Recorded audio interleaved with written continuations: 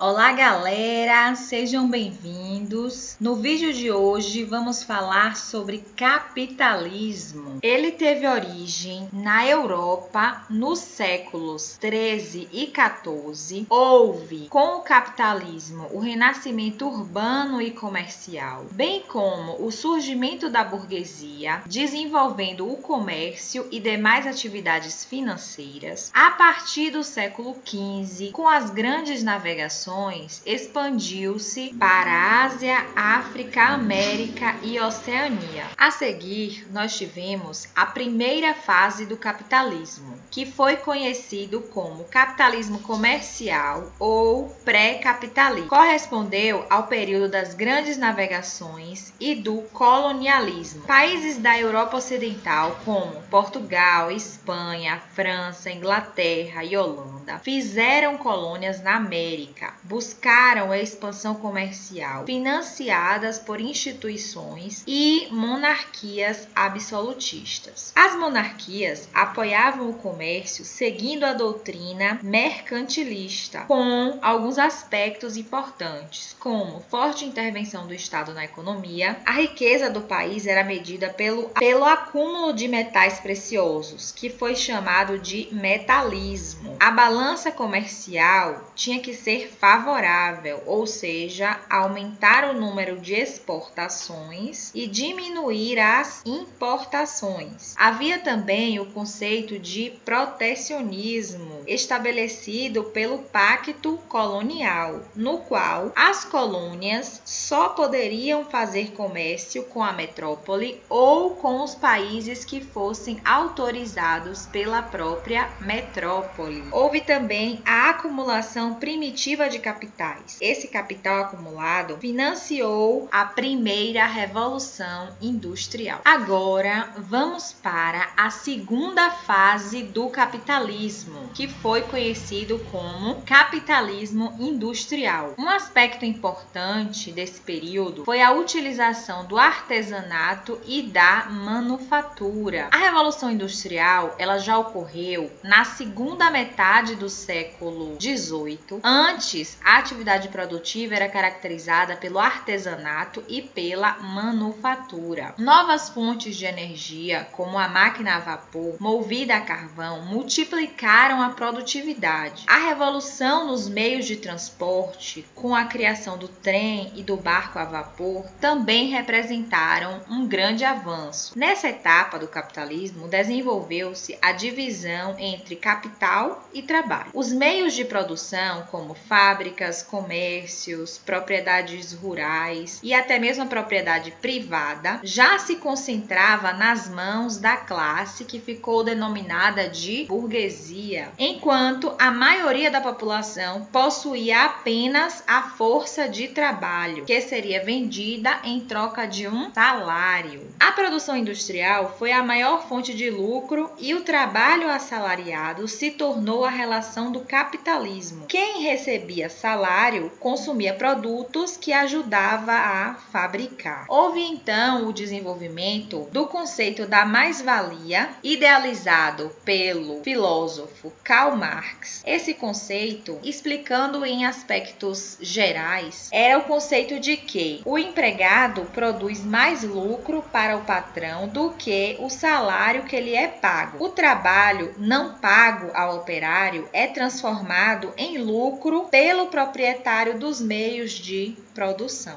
Ou seja, havia essa condição de que o trabalhador sempre estaria em desvantagem, ou seja, sempre haveria uma quantia do seu trabalho que nunca seria paga pelo seu patrão. Atrelados a esse período, tivemos o desenvolvimento da teoria do liberalismo econômico, defendida por Adam Smith. Para ele, ao Estado caberia zelar pela propriedade e pela ordem. O capitalismo se mostrou como um sistema de livre iniciativa, cujo objetivo era o maior lucro possível. É uma economia de mercado regulada pela lei da oferta e da procura. A concorrência estimula os empresários a reduzir os custos e investir em constantes inovações e técnicas. Durante o processo da Segunda Revolução Industrial, nós tivemos diversas descobertas científicas, como o automóvel, o telefone. Muitas fontes de energia também foram descobertas, como o petróleo, a eletricidade. Houve a nova organização do trabalho, com a especialização do trabalhador, bem como o desenvolvimento da produção industrial. Lembrando que o capitalismo industrial, ele se tornou financeiro ou monopolista mais tarde, quando bancos, corretoras e grandes empresas iniciaram a concentração de capital. Posteriormente a essa fase, nós tivemos o desenrolar do capitalismo financeiro. O crescente aumento da produção, a expansão industrial do século XIX desencadeou disputas por novos mercados consumidores e fornecedores de matérias-primas para países industrializados da Europa. Potências europeias foram em busca de colônias na África e principalmente na Ásia, dando início então à partilha desses continentes, que foi um processo histórico denominado de imperialismo. Atenção, se você quiser saber mais sobre esse conteúdo relacionado ao imperialismo, temos vídeo no canal que trata desse assunto especificamente, certo? Continuando então, para atrair recursos nesse período, muitas empresas se tornaram sociedades anônimas e passaram a emitir ações, ou seja, uma parcela que divide o capital de uma empresa, que é denominada de ação. Então, nessa perspectiva, a nível de economia mundial, surgiu a DIT, Divisão Internacional do Trabalho, atuando numa perspectiva de organização da especialização do trabalho nas relações comerciais dos países. Voltando para o conceito de ações, essas ações são negociadas nas bolsas de valores, que funcionam como um mercado de capitais. A união do capital industrial com o capital de financiamento,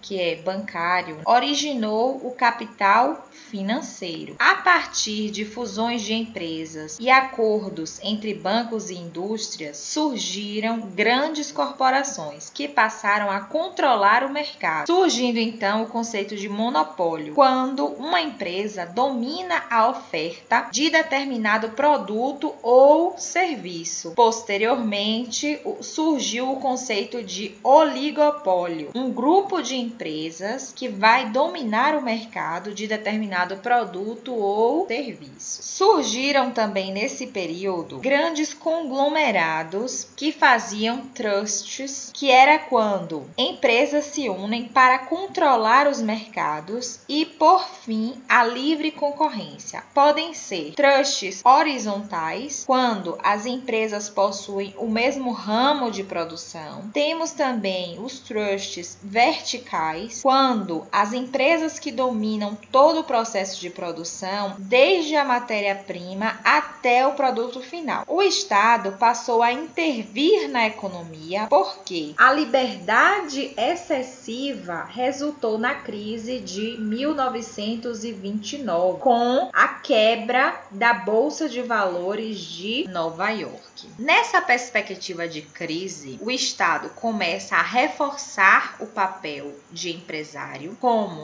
proprietário de empresas estatais e de planejador, passando a intervir diretamente na economia. Surgiu então o conceito do keynesianismo, que defende a intervenção estatal na economia, sendo oligopolizada com ação social e reativação de indústrias nacionais com políticas protecionistas. Surge então então o conceito de estado de bem-estar social. É aquele que tenta suprir as necessidades básicas da população, como educação, um sistema previdenciário, um sistema de saúde, um sistema de proteção do trabalhador se ele ficar desempregado. Roosevelt, que foi o presidente dos Estados Unidos na época, usou o New Deal para intervir na economia com ações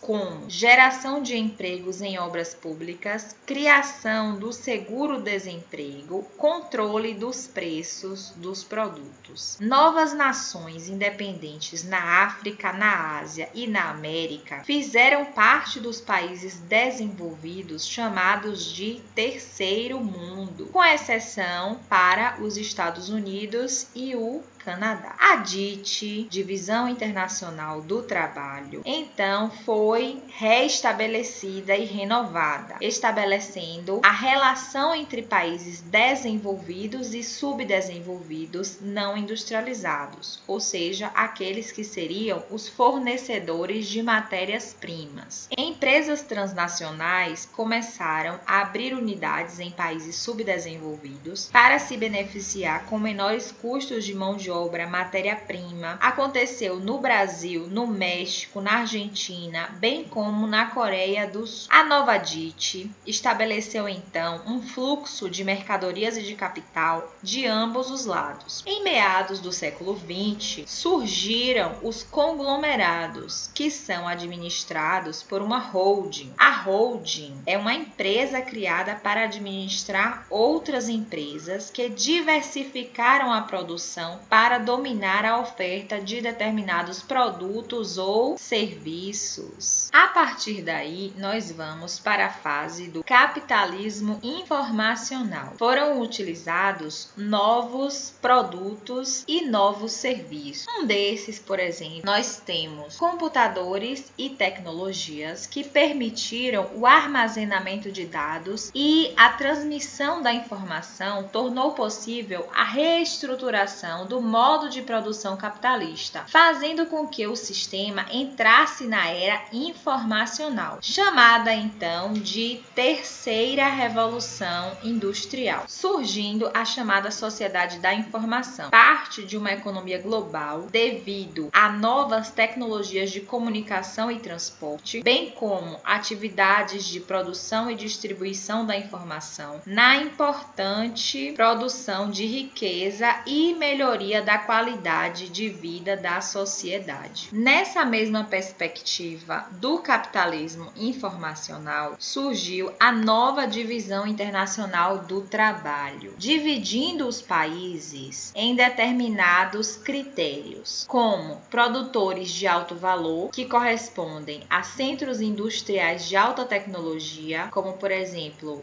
de informática, biotecnologia, robótica, localizados no Vale do Silício, nos Estados Unidos. Outros países se especializaram na produção de grandes volumes, com trabalho de menor custo e grande produção, com mão de obra não qualificada, como México, Brasil, Argentina. Outros países se especializaram na produção de matérias-primas, que são recursos naturais, por exemplo. E aí nós temos países na África, alguns países na América Latina, alguns países na Ásia. Porém, essas matérias-primas estão desvalorizadas em relação a produtos finalizados e também a produtos de tecnologia. Então, nessa perspectiva, os produtores cujo trabalho perde valor nesse sistema, ou então tem um pouco valor agregado, o desemprego nesses países será expressivo e também haverá o crescimento do trabalho informal e do subemprego. Por aqui, nós finalizamos o tema Fases do Capitalismo. Espero que tenham gostado do vídeo. Se gostaram, deixem um like, se inscreva no canal e até o próximo vídeo. Tchau!